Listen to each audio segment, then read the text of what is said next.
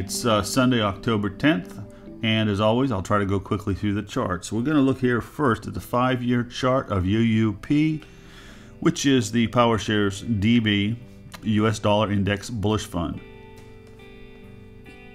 You can see from this that there is a long-term support line right here, and that starting in late 2009, we began this uptrend, which was broken, followed by this downtrend. And you can see, according to this chart, we are in the middle of that downtrend. We have neither hit the lower support in the downtrend, nor have we hit this longer-term horizontal support.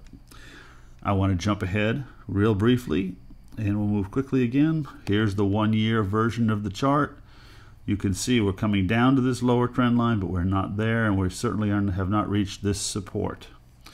You'll notice that we are way down in the stochastics, and we are way down and have been down in the Williams %R. And one would think that could mean a turnaround, but I don't see support in here that I would rely on. So that's my assessment, real briefly, of the US dollar. I think it's in trouble until it gets down to the 22-ish level, and we'll see what happens at that point. But if that breaks here, then times would get interesting. I will take a quick look just for the sake of it. Here's the 3-month, chart, and the 1-week chart. Look at this on the stochastics. Doesn't look strong to me. You look at the decline. Here's the low for the week, but the Friday close does not look strong either. So I'm saying watch out down around 22. That's what it looks like. It's relevant about this, and I'm going to skip as quickly as possible to gold. On the gold, we all know we've had a strong run from August to now. This is almost a disturbingly strong pattern, and really up until last week we didn't have any signs of weakness. This day here, this that I'm marking, is our first real weak day in this whole time period. Yes, we've had our ups and downs.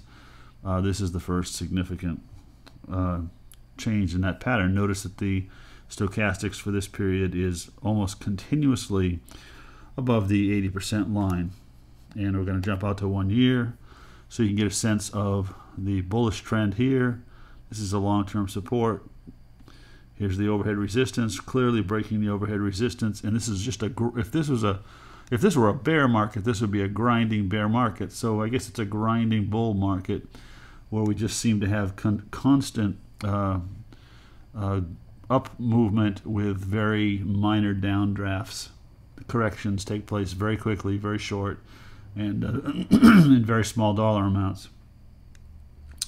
This little consolidation picture up here is interesting, and I just don't know if it's relevant because I believe it's all being driven by the dollar.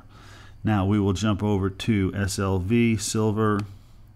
These are, of course, GLD and SLV are, of course, the iShares trusts for the precious metals. You can see silver has done the same thing. You notice again, stochastics, Williams %R. I'm going to jump right into the 1-month chart here. Look at this. This is just a tremendously strong bull move. And the question, of course, is when will it really correct? Is this as big? Is this the full correction that we're going to see? Could possibly be for a while. I don't know. You notice we kind of have a top and a top. And also we have a little bit of a cup with a little bit of a handle. That's a bullish sign, maybe, according to some thinking. So very tough, very tough. I think we are at some kind of a crossroads. I think the big crossroads will be when UUP, the dollar, finds some support. But right now for the precious metals, we're at a little bit of a crossroads because they kind of have to decide if they're going to correct or if they're just going to keep on chugging along. And the last thing that we'll look at very quickly is SPY, which is, of course, the S&P 500 Trust ETF. Kind of, again, it's moving along in the opposite direction of the collapsing dollar.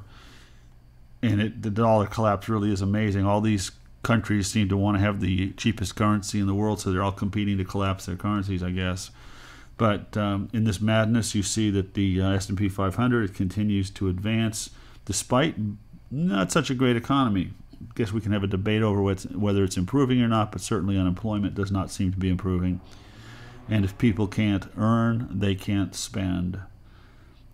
So here we have the increasing numbers in the S&P. We've got this trend line, which, we kind of worked that trend line for a bit. We've climbed above it. Which way it's going to go, I don't know, but there it is. I think it's all dollar driven. Collapsing dollar drives these prices higher. A dollar correction would probably take these prices lower. And although I would not necessarily want to be a buyer of stocks because I think they're in sketchy territory, I certainly think if we had a substantial pullback, one could look at the possibility of picking up additional precious metals. That's my opinion. Don't do anything I tell you to do because I'm not telling you to do anything. Good luck with the week, and we'll see you next weekend.